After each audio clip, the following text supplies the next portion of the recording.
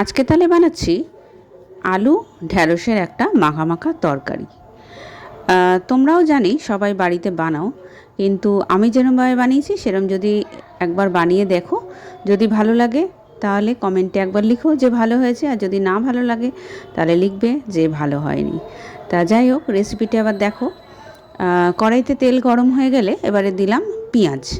পেঁয়াজ কুচি দেওয়ার পর আলুটাকে একটু লম্বা লম্বা করে কেটেছি, আলু দিয়ে দিলাম। আর তার সঙ্গে একটু পরে ঢ্যাঁড়সগুলোও দিয়ে দেবো। তা ঢ্যাঁড়সগুলো আলুগুলোকে একটু ভাজা ভাজা করব, কিন্তু মিডিয়াম থেকে হাই ফ্লেমে। আমি ঢাকা দিয়ে দিয়ে ভাজবো, কিন্তু আঁচ কিন্তু একদম সিমে থাকবে না, মিডিয়াম টু হাই। কারণ একদম যদি সিম করে আমি এগুলো ভাজি তাহলে কিন্তু ঢ্যাঁড়সগুলো একদম নেতিয়ে যাবে, আর দানা বেরিয়ে গেলে কিন্তু খেতে একদমই ভালো লাগবে না। তা ঢ্যাঁড়স আর আলু যেন একদম একটু ক্রাঞ্চি ক্রাঞ্চি থাকে। তো যাই হোক, এই ঢাকা দিয়ে ভাজছি। ঢাকা দিয়ে কিন্তু বেশিক্ষণ ভাজা চলবে না, কারণ ভাজতে ভাজতে কিন্তু আবার ঢাকা খুলে নাড়াতে হবে।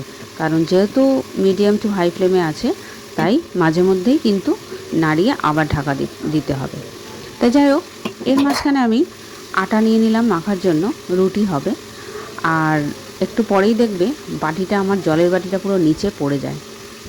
এদিকে সকালে তাড়াহুড়ো, আর তার উপর আবার এইসব কাণ্ড, কী যে কাজটা বেড়ে যায় কি বলবো আর। যাই হোক, আমার আটা মাখা হয়ে যাচ্ছে। আর এই দেখো, আটা মাখতে মাখতে কিন্তু আমি আবার নাড়ছি, আর ফ্লেমটা দেখেছো তো, জোরেই আছে পুরো। ভাজা ভাজা যখন হয়ে যাবে একটুখানি, পুরো নয় একটুখানি, তখন কিন্তু নুন দিয়ে দেবো। তা নুন দিয়ে দেখো এই যে ভাজছি। এবার ভাজতে ভাজতে কিছু মশলা এর মধ্যে এবার দেব। সেগুলো হলো জিরে গুঁড়ো, হলুদ গুঁড়ো, লঙ্কার গুঁড়ো, আর টমেটো দেবে এরপরেই। কারণ টমেটো দিলে তবেই একটু মাখা মাখা টাইপের হবে। টমেটো বড় থাকলে একটা দিও, আর যদি ছোট থাকলে দুটো দিও। আমার কাছে ছোট ছিল তাই আমি দুটো দিয়েছি। তো এই মশলাগুলো দেব, দিয়ে কিন্তু এবার হাই ফ্লেমে ভাজবো না।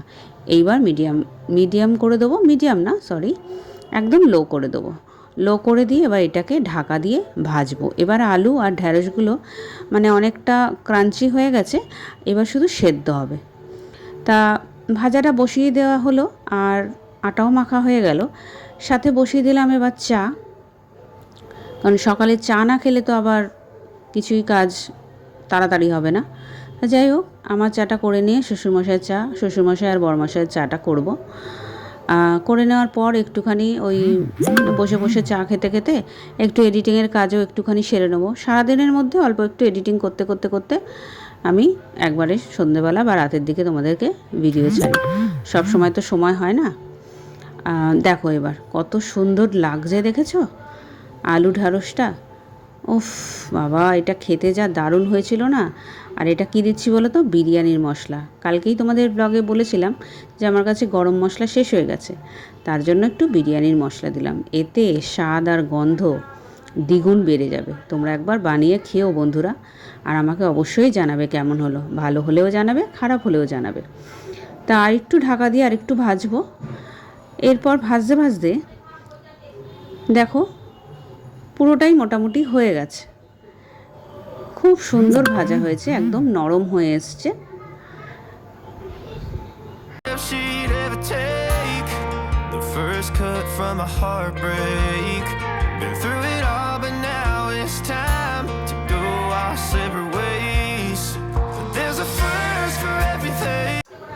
এবার আমি তরকারিটা ঢেলে নেব একটা পাত্রে, আর শুরু করে দেবো রুটি করা। রুটি আমাদের বাড়িতে না বেশি হয় না, মোটামুটি শ্বশুরমশাইয়ের দুটো, বড়মশাইয়ের দুটো কি তিনটে, আর আমারও দুটো কি তিনটে, আর ছেলেরও তাই দুটো কি তিনটে। মানে একটু ভালো বেশি খাবার ভালো হলে তখন তিনটে, আর একটু মোটামুটি হলে তখন দুটো। তা যাই হোক, এই রুটিগুলো করে নেওয়ার পর প্যাকিং শুরু করব। ছেলে আর ওর দাদুর খাবার বেড়ে রেখে দেবো, আর বড়মশাই প্যাক করব, আমার প্যাক করব, করে আমি রওনা দেবো স্কুলের পথে। কিন্তু তার আগে এই যে বাসন পড়ে আছে, বাসনগুলো তো মেজে রাখতে হবে, কাউন্টারটা পরিষ্কার রাখতে হবে, কারণ এইরকম অবস্থায় তো ঘর ছেড়ে আমার যাওয়া চলবে না। তা যাই হোক, বাসনগুলো মেজে নেবো আর কাউন্টারটাও পরিষ্কার করে নেবো, কারণ 12:30টার পর যখন আবার রান্নায় ঢুকবো তখন এই নোংরা দেখলে কিন্তু আবার মাথাটা গরম হয়ে যাবে। তাই আমি কিন্তু কাজ করতে করতেই আমি এইগুলো পরিষ্কার করে নিই। আমার কাউন্টারও সব পরিষ্কার হয়ে যাবে, বাসনও থাকবে না। আর কোনো সময় যদি একটু দেরি হয়ে যায় স্কুলে যাওয়ার জন্য, তখন কিন্তু আমি বাসনটা রেখে দিই, কিন্তু কাউন্টারটা পরিষ্কার করে দিই, কারণ কাউন্টার সামনে নোংরা হয়ে থাকবে আমার একদম ভালো লাগে না। I taught her how to live.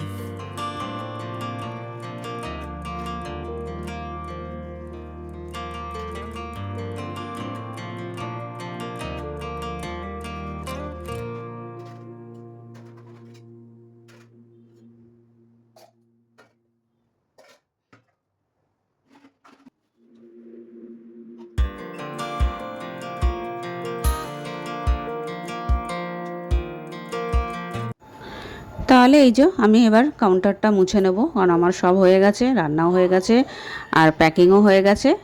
এইবার সব মুছে টুছে এবার রেডি হব স্কুলের জন্য।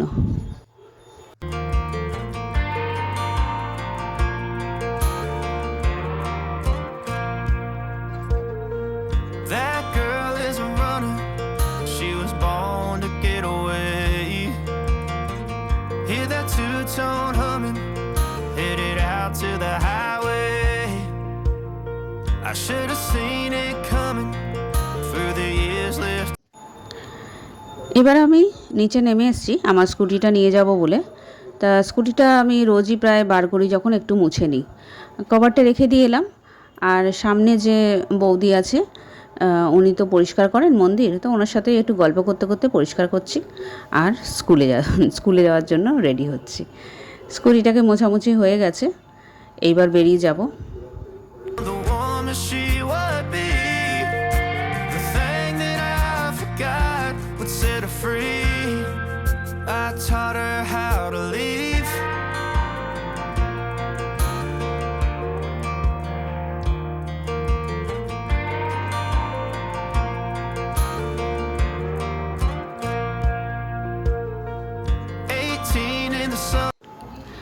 এটা হচ্ছে আমাদের নার্সারি রুম।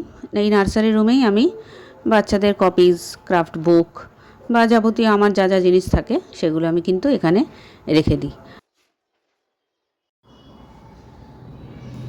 গুড মর্নিং বন্ধুরা, কেমন আছো তোমরা সবাই? আশা করি তোমরা খুব খুব ভালো আছো, আর আমিও ভালো আছি। আজকে হচ্ছে ফ্রাইডে, আর এখন বাজে হচ্ছে ঘড়িতে 8টা বাজতে 5-10 মিনিট বাকি। তা আমি এখন স্কুলে চলে এসেছি। আজকে ব্লগটা তোমরা দেখতে পারবে।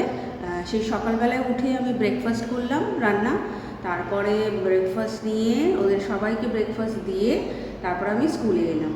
তা একটা সাধারণ মা, একটা চাকরিও করছে আবার ঘরও সামলাচ্ছে, কি করে সেটা করছে সেটা তোমরা আজকে দেখো।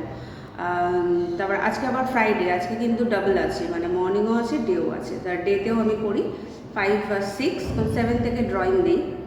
তা এই এখন করব, 12টার সময় বাড়ি যাব, বাড়ি গিয়ে আবার রান্না বান্না আছে, তারপরে আবার 2:30টার সময় স্কুলে আসবো, এসে সেই 5টার সময় বাড়ি যাব। আর 5টার সময় বাড়ি গিয়ে তারপর আবার রান্না আছে, রেস্ট আছে, যাই হোক যা ইচ্ছা করব একটা। সেগুলো তোমরা দেখতে থাকো, আর অবশ্যই সাবস্ক্রাইব করো, লাইক করো, শেয়ার করো, কমেন্ট করো। তোমরা পাশে থেকো, সাথে থেকো। তোমাদেরকে বলেছিলাম যে আমরা টিফিন টাইমে কিন্তু সবাই শেয়ার করে খাই। তা আজকে তোমরা দেখতে পারবে যে আমাদের মানে কিরম করে শেয়ার করে খাওয়া হয়। দেখো আমার টিফিন তো এখানে খাচ্ছি, আর পাশে দেখো মানে নানান রকম খাবার, কেউ ম্যাগি চাউমিন, কেউ লুচি তরকারি, কেউ পায়েস, কেউ রুটি তরকারি। আমরা সবাইকে টিফিন শেয়ার করে তারপর টিফিন খাই। তা এরপর আমি একদম চলে এলাম বিকেল 5টায়, কারণ তার আগে তো সময় হবেই না। স্কুল থেকে বাড়ি আসবো, রান্না করব, আবার যাব 2:30টার সময়। তাই 5টার সময় ছুটি হলো, 5টায় 10-15 এসে দেখলাম ঘরের কি অবস্থা দেখো, চারিদিকে জামা কাপড় সব পরে। এগুলো কিন্তু কাঁচা জামা কাপড়, এগুলো গোছাতে হবে। আর ছেলে আজকে স্কুল গেছিলো বই আনতে, তা এইগুলো বইগুলো এবার একটুখানি বের করে দেখছি কি কি বই এসছে না এসছে, কারণ 11-এ উঠেছে। বইগুলো কীরকম হবে একটু দেখে নিই। আর একটু দেখতে দেখতে তারপর একটু জামা কাপড়গুলোও গুছিয়ে নেব, কারণ কিছু জামা কাপড় যেগুলো সব কাঁচা হয়ে গেছে সেগুলো একটু গোছাই। আর এই যে ছেলের সাথে বকবক করছি, কি হলো, কখন গেলি, মানে কখন স্কুলের ওই যেখানে বই পাওয়া যায় সেখানে গেলি, কি বই পেলি না পেলি, হ্যাঁ সব কিছু ওর সাথে বক বক বক বক করছিলাম। আর এই একটা কি কাগজ পেয়েছি, দেখছি কি এটা। তো বললো বাবা একটা জেরক্স, দুটো করেছিল তার একটা জেরক্স। যাই হোক, এরম করতে করতে সব জামা কাপড়গুলো ভাঁজ করে রেখে দিলাম।